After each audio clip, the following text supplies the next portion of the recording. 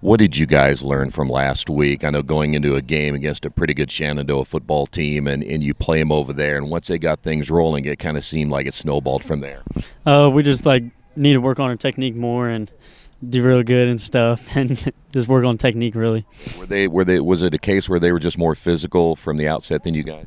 Yeah, our D-line really needed to our technique wasn't real good. We weren't throwing our hands and stuff, and then we were not getting our head back at the right time on coverages. Plus, when you get down in a hole like that, it's probably a little bit hard to come back in a situation like that. So how do you take that and use it as an advantage this week? And you've got some injuries to deal with this week as well. We just work hard at practice and do everything that coach tells us to do and work on our technique and get better at every practice. You know, this week also is homecoming week, which means there's more distractions on top of everything else. How do you kind of put that out of your mind and make sure that doesn't become a factor too?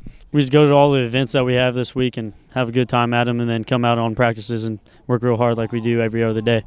Talk about Winchester, a football team I think that's probably better than the record indicates. You probably had already a chance to see them. I saw them a little bit up at Ball State when you guys were up there, and they can run a pretty decent offense. What's kind of the scouting report this week? And again, they picked up a big win last week as well. Just reading what they run in the backfield, because they do weird stuff back there, and you just got to watch them and watch them. And if they run this way, you got to watch what they do. Maybe they run it that way. You never know. Well, I guess you've kind of seen that in some ways when you look at what Northeastern does with their offense and so many different fakes and everything they try to do. Is it somewhat similar to them?